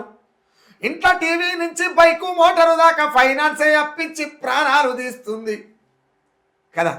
పోయిపోయింది నా ఫైనాన్స్ ఊపిలో పడ్డి మధ్యకాలం. నేను అదే అడుగుతున్నానా, మీరు ఇంత క్లియర్ కట్గా చెప్పారు చచ్చిపోయిన దాకా ఫైనాన్స్ ఉంటుందని చెప్పేసి. ఫైనాన్స్ అని కాదు కానీ మనిషి జీవితం ఫైనాన్స్ ఉంటుంది, తీరుతుంది, అది వేరే విషయం. అప్పు అనేది అంటే ఈ ఫైనాన్స్లో ఊబీలో పడి చాలా మంది జీవితాలు దారుణంగా తయారైనాయి. అట్లాంటి వ్యక్తులకు మీరు ఇచ్చే సందేశం ఏమన్నా? ఇంకోటి ఏంటంటే వాళ్ళకి చూడు కదా, అంటే షోక్ టాప్ కోసం ఫైనాన్స్ తీసుకుంటారు. నేను ఓపెన్ నేను చెప్తే అన్న, అది జనాలకు చెప్పకంటే ముందు నాకు నేనే చెప్పుకోవాలి ఎవరముగా. అన్న, నేను ఉన్న పరిస్థితిలో చాలా దూరాలు తిరిగేటువంటి పరిస్థితిలో ఉన్నా, టైం దొరకలేదు. ఆ క్రమంలో నేను బస్సు జర్నీ చేయడమా లేదా నా ఫ్రెండ్స్ కారు తీసుకొని పోవడం అన్ని రకాలుగా నాకు సాధ్యపడతలేదు. ఫైనాన్స్ పెట్టుకుంటే యూట్యూబ్ లేదు ఎట్లనన్నా చేసి కట్టుకోవచ్చు, ఏదో చేయొచ్చు అనుకొని తీసుకున్నదాన్ని. తీసుకున్న తర్వాత ఆ ఫైనాన్స్ ఇప్పుడు నాకు పెద్ద ఏమంటారు, నాకు అదో బాస్ అయింది. ఇప్పుడు టార్చర్ నాకు అదో బాస్ అయింది. ఎటు పోయి నేను నెలొచ్చేసరి కానీ ఏం రా ఆయన కాడికి వచ్చింది. ఇంట్లో గింజలు లేకపోయినా సరే నీళ్ళు తాగి పండుకుంటాం కానీ అడుగుకోడుగా, అవునన్నా, అడుగు కొరిదే కట్టిండి నాకు. ఇప్పుడు నేనేమంటే సహజంగానే ఫైనాన్స్లకు పోయి ఎచ్చులకు పోయి కచ్చకాయలు వలగొట్టుకోకూరి ఓపెన్గా. ఎందుకోనంటే ఫైనాన్స్ ఒకసారి తీసుకున్నాం అనుకో అది అది నడుస్తూనే ఉంటుంది ఇక. నాకు తెలిసి నేను బతుకున్నంత కాలం నా కారు ఫైనాన్స్ అయిపోతే నేను మళ్ళీ ఫైనాన్స్ జోలికి పోను ఇక జీవితంలో అన్న పోను. ఎందుకంటే అది దుర్మార్గమైనటువంటి వ్యవస్థ. మనుషులు బతకనీయదు, తిననీయదు, నిమ్మలంగా ఉండనీయదు, కనీసం భార్య పిల్లలతో కూడా ప్రేమగా మాట్లాడనీయదు. ఫైనాన్స్ ఎంత డేంజర్ అంటే చాలా చాలా డేంజర్ అది. ఒకనొక టైంలో విరితాడు అవుతుంది అది. అవును, చాలా చాలా మంది మంది చనిపోయినారు. చనిపోయారు. అవును, ఫైనాన్స్ అనేది చాలా డేంజర్. ఉంటే తినుర్రి, లేకపోతే నిమ్మలంగా వండుర్రి. ఇప్పుడు నా పరిస్థితి ఏంటంటే నేను దూరం పోవాలి, తప్పదు నాకు తప్పదు. ఇక చిన్న మెల్ల దానికి తోడు ఏంటంటే యూట్యూబ్ నడుస్తుంది. ఇది పెద్ద సమస్య వచ్చి పడేది ఇప్పుడు అన్న. ఇప్పుడు అవి ఏమంటారు, ఈ ఒంటి మీద ఉన్న బంగారం కూడా ఈ నెల కిస్తే లేదనుకో కుదబెట్టాం, అడగట్టాలి, మళ్ళీ నెల మళ్ళీ ఎప్పుడో ఎసురు పడేది మళ్ళీ పట్టుకురావాలి. ఇదే పని అవుతుంది అవును అన్నా. సోమన్న రాసిన పాటలలో నాకు బాగా అద్భుతంగా అనిపించినటువంటి పాట ఒకటి ఉందన్న. ఓకే, చాలా ఉన్నాయి, అందులో సోమన్న పాటలు నాకు కూడా బాగా ఇష్టం అన్న. అంటే చాలా అద్భుతంగా రాసిండు. మహనీయుల చరిత్రను అలా కొడుకుకు చెప్తున్నట్టు చంద్రమని వినరా వినరా చంద్రము అనే పాటల చాలా అద్భుతంగా రాసిండు. ఆర్యులో అంత చరిత్ర, భారతదేశ చరిత్ర మొత్తం చెప్పేసిండు. ఎవరు శత్రువు మనకు, ఎవరు మిత్రువు, మనమేంది అని చెప్పేసి మొత్తం చెప్పిండు. అందులో లాస్ట్ లైన్లల్లో మళ్ళీ రిటర్న్ అదే పాట మళ్ళీ ఈ మధ్యలో షూట్ చేసిర్రు, కొన్ని లిరిక్ మార్చిండు. అప్పుడేమో పూలే అంబేద్కర్ ఆదర్శం కావాలి, బుద్ధుని మార్గంలో నడవాలని చెప్పిండు. ఈ మొన్న నేను ఎప్పుడో యూట్యూబ్లో వచ్చినప్పుడు విన్నా, రేవంత్ రెడ్డి రాహుల్ గాంధీ ఆదర్శం కావాలి అని చెప్పి రాసిండు. అంటే ఇట్లా రాయడానికి ఏంది కారణం అంటారు? గొప్ప మహనీయుల చరిత్ర చెప్పినటువంటి సోమన్న రేవంత్ రెడ్డి రాహుల్ గాంధీని ఆ కోణంలో చూడాల్సిన అవసరం ఎందుకు వచ్చిందంటారు? ఎందుకు వచ్చింది చెప్పరా అన్న? వినరా వినరా చంద్రము, నీకు పడుతుంది పెద్ద రంధ్రము. రేవంత్ రెడ్డి పాటలు ఆడమంటే ఏడుకో అంటుండు. ఆ పొరగాని జీవితానికి ఒక పెద్ద రంధ్రం పెట్టినట్టే అన్న. అవును, మహనీయుల బాటలు నడవన్నాడు. నేను కూడా ఏమనుకున్నానంటే, కొంత మనుషులకు పేరు వచ్చిన తర్వాత కొంచెం బతికే టైంలో నా పిల్లలు యూఎస్లో చదవాలి, అక్కడ ఉండాలి, ఇక్కడ ఉండాలనే కోరికలు ఉంటాయి. నాలా కాకుండా నా పిల్లలు గొప్ప బతకాలని ఉంటాయి. అవును, అరే మహనీయుల బాటలు నడవమంటుండో, ఏదేమైనా పెద్ద మనిషికి హ్యాట్సప్ రా అనుకున్నా. నేను బయట చెప్పలేదు, బట్ నాకు నేను అనుకున్నా. తీరా కట్ చేస్తే రాహుల్ గాంధీ ఆదర్శం కావాలి, రేవంత్ రెడ్డి తోవలో నడవాలి. అయ్యో నాయన, ఊరు చుట్టూ తిరిగి వచ్చి ఊరికి కొండెత్తేసింది కదా అనుకున్నా. చందు అనేటువంటి సోమన్న కొడుకు ఆయన పెద్ద రంధ్రం పెట్టినట్టు, ఇండ్రా ఇండ్రా అని చెప్పి రంధ్రం పెట్టిండు. ఏం చేసిండు, పాడి ఆఖరికి ఏం చేసారు, మా మాట ఉంది కానీ మనం అనొద్దు. అది పసుపండ పాట మళ్ళీ అయింది అది. కాబట్టి నేను అంటున్నానంటే, ఆయనకు ఒక వేలేదు, ఆయన ఏడుకోవాలనేది ఒక ఏం లేదు, వేలేదు. ఆ చిన్నోనికి కూడా ఒక వేలేకుండా చేస్తున్నాడు. రాజకీయం అనేది ఒక్కడ ఉండనియదు, ఒక్కడ ఉండనియదు. సోమన్న ఎప్పుడైనా ప్రతిపక్షంలో హీరో, సోమన్న ఎప్పుడైనా సరే ప్రతిపక్షంలో హీరో. అధికార పక్షంలోకి వచ్చిందనుకో జీరో కంటే కూడా తక్కువ. జీరో కంటే తక్కువ ఏముంటుంది నాకు తెలియదుగా, దానికంటే కూడా తక్కువ ఇక. కాబట్టి ఆయన గురించి ఎంతగానో మాట్లాడతాము పెద్దనా. అంటే సోమన్నను నేను బాగా అభిమానించే వ్యక్తిగా ఇంత బాధతోని ఈ ప్రశ్న మిమ్మల్ని అడుగుతున్నా. ఎందుకంటే నేను ఓపెన్గా చెప్తున్నా, కొడుకు చంద్ర అని లైఫ్కి ఒక రంధ్రం పెట్టడమే అది. అంతసేపు మహనీయుల ముచ్చట చెప్పినావు. రేవంత్ రెడ్డికి ఆదర్శం తీసుకోవడం ఏంది? రేవంత్ రెడ్డిని ఆదర్శం తీసుకోవాలంటే చందుకి ఏం చెప్తున్నావు? బిడ్డ నువ్వు ఓటుకు నోటు కేసు దొంగల లెక్క దొరుకు, బ్యాగులు మోసుకరా ఆర్టీఐ వేసి బెదిరి, నోటుకు వచ్చిన బూతులని తిట్టు, కడుపుల పేగులు తీస్తాను, డయర్లు తీస్తాను చెప్పు, వాడోడాను వీడోడు, ఈ మాటలు ఈ భాష అంతా నేర్చుకో బిడ్డ అని చెప్పమన్నాడా? మరి ఆయన ఉద్దేశంలో రేవంత్ రెడ్డి లెక్క ముఖ్యమంత్రి కావాలని ఏమన్నా? నేనేమంటున్నా, ఇవన్నీ చేసిపోయి ముఖ్యమంత్రి అయితేంది కాకపోతే అంటున్నా. అయ్యా గురిగింజ కింద నలిపారు కదా అని ఇవన్నీ చేసి ఎందుకు అది అయ్యేది అంటున్నా. ఫస్ట్ మనిషిని కావాలి కానీ ఆయన. అవును, ఫస్ట్ మనిషి అయితే కావాలన్నా వద్దా? నేనేమంటున్నా అంటే, నా కొడుకు చంద్రం ఎవరైతే ఉన్నారు, నా కొడుకు సమానుడు, నాన్న కొడుకు అంటే నా కొడుకు కదా. నేనేమంటున్నా అంటే, నా కొడుకు ఇంకా హయ్యర్ ఆఫీషియల్ లైఫ్ నేర్పు, నీకు అవకాశం ఉంది. ముఖ్యంగా ఇంకోటి ఏంది, నీ ఎంట తిరిగిన పిల్లలకి అందరికీ ఇందిరా మిల్లాలు ఇల్లు పెట్టి సోమన్న. ఎవరికి ఇల్లు లేనట్టే పాపం నాకు చెప్తుంటారు, అప్పుడప్పుడు కలుస్తుంటారు. ఇల్లు పెట్టి వాళ్ళకు ఏమో పైసలు ఏమన్నారా నిన్ను? లేకపోతే నీ ఇంట్లోకి వెళ్ళి ఏమన్నారా? ఏమో ప్రభుత్వం నీదా? నువ్వు నడిపేది, నువ్వు రాసేది చెక్కులు, నీకేమవుతుంది? ఇల్లు లేని పేదలకు నిటారుగా ఇప్పి, ఇల్లు నాకేమి ఎక్కువ లేనోళ్ళు ఎక్కువ, లేనోళ్ళకి ఇంకా డప్పి విజయ్ గాడు ఉన్నాడు, ఆ తడక వల్ల సీన్ గాడు ఉన్నాడు, పేరాల యాదగిరి ఉన్నాడు, ఇట్లా సైడ్ చెప్పుడు పోతే చాలా మంది ఉన్నారు. అన్న చాలా మంది ఉన్నారు అనమాట. వాళ్ళకి ఇండ్లు నీ పేరు అదన్నా ఒక మాట నువ్వు మాట చెప్తిస్తారు ఇండ్లు ఏ ఎమ్మెల్యే చెప్పినా అన్న మా పోరలకి ఇండ్లు లేవే, నా ఎంటబడి ఒక 20 ఏళ్ళ సంది తిరుగుతున్నా ఓనికి నిల్వ నీడలేదు చక్కగా, ఇట్లా సంగతి ఇండ్లు పేరు అదన్నా నీ ఇంట్లోకి వెళ్ళి ఇచ్చినట్టే చేస్తావు. గిరి చేసేది వదిలిపెట్టి రేవంత్ రెడ్డి రాహుల్ గాంధీ ఆదర్శం కావాలి ఏం చేద్దామన్నా పొరగాని లైఫ్ ఏం చేద్దామనే. రేవంత్ రెడ్డి సక్కమైనడు అయితే నువ్వు రేవంత్ రెడ్డికి లెక్క కావాలనుకోవాలి. ఆయనే ఓటుకుని ఓటు దొరికిన దొంగ. నేను అంటలేదు, చట్టం అంటుంది. నేను ఎందుకంటే గతపేట మాట సీఎం అంటనా? నేను లోకమంతా తెలిసిన మాట. నేనేమంటున్నా అంటే ఆయనలాగా కావడం అనేది చాలా తప్పుడు మాట. రాహుల్ గాంధీకి ఎన్ని ఏళ్ళు ఉంటాయి? బాగానే ఉండొచ్చు, ఐడియా లేదు. 50 దాటిండి అంటున్నా నాకు తెలిసి. అంటే ఏం చేయమంటున్నాడు? పెళ్లిపేటాకులు ఏం చేసుకోకు బిడ్డ, పెళ్లిపేటాకులు ఏం చేసుకోకు, రాజ్యం మీద వాడు తిరిగి అంటున్నా. అంటే ఆయన ఎందుకు చేసుకోవాలని నేను అంటలేను, రాహుల్ గాంధీ నేను అనట్లేదు అసలే. ఎవరైనా సరే మానవ సంబంధాలల్లో అన్ని సంబంధాలని వదిలేస్తే ఏది కూడా లెక్కకు రాని సంబంధం. శారీరక సంబంధం, అది భార్యాభర్తల సంబంధం, సెక్సువల్ సంబంధం అంటేనే భార్య. అలాంటి భార్య అనేటువంటి భాగస్వామ్యం లేనటువంటి జీవితాన్ని ఎట గడపమంటున్నావు? పొరగాని ఎట గడపమంటున్నావు అంటున్నా, అవునా కదా? అవును. కాబట్టి నేను అంటున్నా అంటే మనకి మంచి మాటలు చెప్పేదన్నా. రీసెంట్గానా వెన్నెలక్క, గద్దరన్న కూతురు వెన్నెలక్క చంద్రబాబు నాయుడు దగ్గరికి పోయి ఆంధ్రలో కూడా గద్దరన్న విగ్రహం పెట్టాలనేటువంటి ఒక కార్యక్రమాన్ని ఒక పోస్టర్ ద్వారా నేను చూసిన. ఈ చర్చలు జరుగుతున్నాయని చెప్పేసి, ఆంధ్రలో గద్దరన్న విగ్రహం అవసరమా, అది కూడా చంద్రబాబు పెట్టడం ఎంతవరకు అవసరం? నేను క్వశ్చన్ చెప్తా.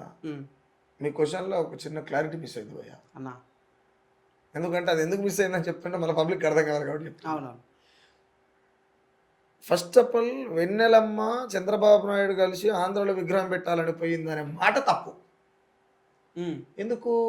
ఇక్కడ రాష్ట్ర ప్రభుత్వంలో భాగమైనటువంటి సారథి చైర్మన్, రాష్ట్ర ప్రభుత్వం పర్మిషన్ లేకుండా ఆమె గడప కూడా దాటదు. అవును. ప్రభుత్వం తోలితే పోవాల్సిందే, ప్రభుత్వం తెలియకుండా పోనీకి ఆప్షనే లేదు. అంటే ఎవరు తోలినట్టు చెప్పు? ఇప్పుడు రేవంత్ రెడ్డి. మరి వెన్నెలమ్మ పోయిందని చెప్పకు, కాంగ్రెస్ పార్టీ తోలిందని చెప్పు. అన్న కాంగ్రెస్ పార్టీ తోలిందని చెప్పయా? అర్థమవుతుందా? ఓకే ఓకే అర్థం. కాంగ్రెస్ పార్టీ తోలిందని చెప్పు. చంద్రబాబు గారికి రేవంత్ రెడ్డి తోలిందని చెప్పు. వెన్నెలమ్మ పోలే. వీళ్ళు ఏం చెప్తాము పోవాలి, బాటసారి ఇలాగ మాట ఇలాగ పోవాలి అంతే. అంతే. పాపం ఆమె కూడా ఏం తప్పలేదు. ప్రభుత్వం పోవాలంటే పోవాలి కదా. ప్రభుత్వం లాభం ఏమంటారు జీతం తీసుకుంటుంది కదా, ఆమె పని చేస్తున్నది, పోయింది అంతే. రెండోటి, ప్రభుత్వం పంపలేదు. అట్లా కూడా మళ్ళీ ఇట్ట రివెంజ్ ఏమంటారు దీన్ని రివర్స్ ఆలోచిద్దాం. ప్రభుత్వం పంపలేదు. ప్రభుత్వం పంపకపోతే మొన్న ఎవరు బాలసుబ్రహ్మణ్యం, అవును, బాలసుబ్రహ్మణ్యాన్ని మన రవీంద్ర భారత్ దగ్గర పెట్టారు. అదే రవీంద్ర భారత్లో పొద్దున్న లేస్తుంటావు కాకను, అవును, అట్టే ఉంటావు కాక, కళా సంఘమే కాదు ఆ సంఘ భవనంలో ఉంటావు కదా అక్క. నేనేమంటున్నా అంటే అక్క, అదే రవీంద్ర భారత్ కాడ ఫస్ట్ మన అయ్యది పెట్టారు కదా అక్క. ఒకవేళ వాళ్ళు చెప్పలే నియంత్రణ నువ్వే పోయినావు అనుకుందాం, ఆడ పెట్టించబోదు ఫస్ట్ ఈడ పెట్టి. అవును. ఇంటి తిత్తి వాళ్ళకి ఇచ్చి బయటకు పొడకాయని తెచ్చి నేను ఎరువులు వేస్తానంటే కాదు. కాబట్టి ఈడ నువ్వు అడగలేదు, ఆడికి పోయినావంటే నేను ప్రభుత్వం తోలినట్టు. ప్రభుత్వంలో భాగంగా పోయింది కదా, బిడ్డ అయిపోలే. ఇంకో విషయం ఏంటంటే చంద్రబాబు ముఖ్యమంత్రి ఉన్న టైంలోనే గద్దరన్న మీద కాల్పులు జరిగినాయి. అవును. అట్లా కాల్చిన వ్యక్తితోనే మళ్ళీ విగ్రహాన్ని పెట్టించేటువంటి ప్లాను ఎవరిది అంటారు? నేను ఏం ప్రభుత్వం అని చెప్తుంటే మళ్ళీ ఎట్టింటున్నావు పెద్దన్న, ఇంతసేపు అదే చెప్పి ఎత్తినవారు వలగొట్టుకొని చెప్తుంటే మళ్ళీ అడుగుతామేమో బాబు అన్న. నేనేమంటున్నా, వెన్నెలక్క గద్దారన్న బిడ్డలాగా పోలేదు వెన్నెలమ్మ. ఎందుకంటే ప్రభుత్వ పరిమితి దాటిపోయి చేసేంత సినిమా లేదు. ఓపెన్గా ప్రభుత్వంలో ఒక ఉద్యోగం, ఆమె జీతం తీసుకుంటుంది, అవునా? అవును. కాబట్టి ప్రభుత్వం తెలియకుండా పోతుందా? పోదు. కాంగ్రెస్ పార్టీ తోలితే పోయింది, గద్దారన్న బిడ్డ కాదు పోయింది. నెక్స్ట్, తెలంగాణ సాంప్రదాయాలు, తర్వాత మతానికి సంబంధించినటువంటి సాంప్రదాయాలు, తెలంగాణ కల్చరల్కి సంబంధించిన సాంప్రదాయాలలో ప్రధానమైనటువంటి కనిపించేటువంటి హిందూ మతానికి సంబంధించింది కనిపిస్తుంటుంది. ఆ హిందూ మత సాంప్రదాయాలు ఆడవాళ్లకు మేలా కీడ అంటే సుఖరామ్ నరసన్న ఏం చెప్తాడు? 1,000,000 రెట్లు కీడే, 1,000,000 రెట్లు కీడే. ఎందుకు అని అంటే మెజారిటీ పీపుల్ హిందువులు కాబట్టి నేను వాళ్ళ గురించి మాట్లాడుతున్నాను. నేను ఎవరి గురించి అని అడిగా చెప్తా అన్న. హిందువులైనా కాకపోయినా ఒక బిడ్డకు జన్మనిచ్చేటువంటి తల్లి ఎవరైనా మహిళనే కదా, అవును. ఆడబిడ్డనే కదా, ఆడతల్లే కదా. నేను ఆడతల్లుల కోసమే మాట్లాడుతున్నా. ఉమ్. ఏ ఏ ఏ ఏ మతంలో ఉన్న అయినా పర్వాలేదు, ఇబ్బంది లేదు. అవును. నేను ఒక స్త్రీ జన్మ గురించి మాట్లాడుతున్నాను. ఆయన ఏ మతంలో ఉన్న సాంప్రదాయాలైనా సరే ఆ సాంప్రదాయ కట్టుబాట్ల వల్ల వాళ్ళని కట్టుబడేసారు తప్ప రెక్కలు కట్టుకొని ఎగిరే స్వేచ్ఛ లేదు ఇక్కడ. ఇప్పుడు ముస్లిం మతంలో పోదాం, ఉమ్. వాళ్ళు బయటకు వచ్చారంటే బురికేసి తోలుతారా? అవును. వాళ్ళకి స్వేచ్ఛకు తిరగాలని ఉండదా? ఉంటుంది. ఉంటుందా? ఉండదు. ఉంటుంది. బైబిల్ ఉంది, విధంగా కొంగేసి కిందికి తలకాయ వేసి నడిపిస్తారు. ఇదేందే స్వేచ్ఛ ఉంటుందా? ఇక హిందూ మతానికి వస్తే వాళ్ళు ఒంటింట్లోనే ఉండాలి, ఒంటింట్లోనే ఉండాలి, పడక గదిలకే రావాలి, పిల్లలకి అనాలి, పానం తీసుకోవాలి, అంతే. ఇప్పుడు నేను ఒక విషయం చెప్తాను. హిందూ మతంలో భాగంగా ఏమైంది, సతీ సాగమనం అని ఉంటుంది సనాతన ధర్మంలో. అవును. ఉండదా? ఉండదా? ఇప్పుడు దాన్ని ఏమంటారు, మేము అట్లా పెట్టలేదు ఓడో పెట్టిన అంటారు. అన్ని పనికి మళ్ళీ మాట అంగోస్తే అంగ మళ్ళా లేకపోతే ఇంకేదో మళ్ళీ అన్నట్టు మాట్లాడుతుంటారు మనోళ్ళు. నేనేమంటున్నానంటే సాంప్రదాయాల పేరిట ఇప్పుడు సుఖరామ నరసే ఉన్నాడు. సుఖరామ నరసే చనిపోయిన మరుక్షణం, చనిపోయిన నాటికి కర్మకాండం ఇంకేదో కాండ చేస్తే అప్పటిదాకా చేయి నిండా పెట్టుకున్న గాజులు తీసేస్తుంది ఈ సాంప్రదాయం. నుదుట పెట్టుకున్న బొట్టు తీసేస్తుంది, శిగల పెట్టుకున్న పువ్వులు తీసేస్తుంది, కాళ్ళకు పెట్టుకున్న మెట్టెలు తీసేస్తుంది, తన మెడలో ఉన్నటువంటి పుస్త తీసేస్తుంది. టోటల్గా ముండరాలు అనేటువంటి పేరు మోస్తుంది. అవును. అంటే సచ్చిన శవంగా బతుకుంటుంది ఆమె. అవును. ఎందుకు? ఓ పెళ్ళి అయితే పోనీయరు, ఓ పండుగ అయితే పోనీయరు, ఓ పెళ్ళి అయిన వాడికి ఎదురుగా పోనీయరు, పొద్దుగాల లేచి నడుచుకుంటూ పోతే వాడు ఎదురుగా రాడు. ఇంత దుర్మార్గంగా చూస్తారు. ఏం బానిసత్వం ఇది? సాంప్రదాయం అంటే తీసేసుకోవడం ఉంటుందా? కలుపుకోవడం ఉంటుంది. కానీ అవును, కలుపుకునేది సాంప్రదాయం అనాలి, తీసేసేది ఎట్లయితుంది? తీసేసేది సాంప్రదాయం కాదు, కలుపుకునేదే సాంప్రదాయం. ఈ మధ్య లివింగ్ రిలేషన్షిప్ అని చెప్పేసి చాలా జరుగుతున్నాయి. ఇవి సాంప్రదాయాలకు ప్రమాదమా అంటే ఏం చెప్తారు? నేను సాంప్రదాయమే ప్రమాదం అంటే మళ్ళీ అంటే ఇప్పుడు సాంప్రదాయం ప్రమాదమే. లివింగ్ రిలేషన్లు వల్ల సాంప్రదాయానికి ప్రమాదమా అని అడిగినావు. అవును. సాంప్రదాయమే పెద్ద ప్రమాదం అంటున్నాడు. సింపుల్, ఆన్సర్ దొరికిందా? దొరికింది. సాంప్రదాయం పెద్ద ప్రమాదం. ఎందుకు ప్రమాదం? ఒక ఆడతల్లికి ఎందుకు స్వేచ్ఛ లేదు ఇక్కడ? కేవలం పిల్లల గంటకే మనకు వస్తుందా భయ్యా? లేదు. ఆ తల్లి లేకపోతే మనం ఏడున్నాం? ఆడజన్మకు మనం బతికినంత కాలం వాళ్ళ కాలమొక్కాలి మనం. సాంప్రదాయాల వల్ల హిందూ మతం కావచ్చు, క్రిస్టియన్ మతం కావచ్చు, ముస్లిం మతం కావచ్చు, ఏ మతమైనా సరే ఆడజన్మను అణుచుపట్టి సాంప్రదాయాలు అనేటువంటి బందికానల విముక్తి లేని ఆడజన్మగా చేసి వదిలిపెట్టాలని కదా. ఏదైనా సాంప్రదాయం అదని చెప్తున్నాను నేను. సాంప్రదాయం మనసుకి స్వేచ్ఛ కలిగించాలి, భంగం కలిగించకూడదు. భంగం కలిగించే సాంప్రదాయం ఉంటేది లేకుంటేది అవును కదా అన్న. ఫైనల్గా మీరు ఇంత స్వేచ్ఛగా తిరగడానికి అన్ని రకాలుగా సహకరిస్తున్నటువంటి, మీకు ప్రోత్సాహం ఇస్తున్నటువంటి వదినమ్మ మీద ఒక పాట రాసిర్రు. నిన్న ఓయిలో కూడా పాడినట్టురు. ఆ పాట ఒక్కసారి పాడినాను. బొంబాయి చూపిస్తానంటే రామ్ నరసయ్య, నేను బొమ్మలే ముస్తాబయొస్తి రావు నరసయ్య. కాడిల్లి చూపిస్తానంటే రావు నరసయ్య, నేను మస్తుగా ముస్తాబయొస్తి రావు నరసయ్య. నీ పాటలకు అగ్గిదలుగా రావు నరసయ్య, నన్ను పట్టున మోసం చేస్తే రావు నరసయ్య. ఇక పిల్లలు చూసుకుంటే ఇంటికాడ ఉంటున్నది కాబట్టి ఇప్పుడు ఆమె బయటకు వచ్చే పరిస్థితి చిన్న చిన్న పిల్లలు కదా, పిల్లలు ఎత్తుకుని ఎక్కడికి వస్తుంది. రెండోటి ఆమె పిల్లలు ఎత్తుకుంటే కూడా రావచ్చు, పాలు నేను కాదు కదా ఇచ్చేది, ఆమె కదా. బయటకు వచ్చి ఏడ పాలు ఇస్తుంది, అందుకోసం అని ఇంట్లో ఉంది. నా పిల్లలు ఎదిగిన తర్వాత ఆమె నేను ఇద్దరం కలిసి తిరుగుతాం సమాజంలో. ఆమె ఒకవేళ అనుకుంటే ఇట్లా అనుకుంటుందా, ప్రేమించి పెళ్లి చేసుకున్నా కదా ఇట్లా సంగతి అని చెప్పి ఆ కోణంలో అది అనుకున్నా. ఇంకా కూడా రాయలేదు, దాంట్లో కూడా ఎండింగ్లో ఉంటుంది నాకు ఏంటది, ప్రశ్నించే పాట కాడ రావు నరసయ్య, రాజ్యం పగబట్టాగల్ల నిన్ను రావు నరసయ్య, ఏరుకోరి ఎంటొస్తిని రావు నరసయ్య, కడుపున ముగ్గురు నలుసులు గుట్టిరి రావు నరసయ్య. ఇక నీకేమన్నైనదంటే రావు నరసయ్య, మేము దిక్కులేని పక్షులమే రావు నరసయ్య. నేను మొండోని, ఆ భుజమ్మకి ఏమన్నా అయితే కూడా నేను బతకగలుగుతాను, నేను బతుకుంటాను. కానీ నాకేమన్నా అయిందనుకో ఆ భుజమ్మ బతకదు, చనిపోతుంది. అందుకే చాలా జాగ్రత్తగా ఎక్కడ ఏ తప్పుడు తోవలో పోకుండా, ఎక్కడ అది పార్టీలు కావచ్చు, సంఘాలు కావచ్చు, మనుషులు కావచ్చు, ఎక్కడ కూడా నేను ఏమంటారు రిలేషన్ ఎక్కువ మెయింటైన్ చేయ. నా పని ఏందో అక్కడికి పోతా, నా పని కాంచెలి ఇంటికి పోతా. అన్న అది 2 రోజుల 3 రోజుల ఇంత గ్యాపే ఉంటుంది, ఎక్కువే ఉండదు.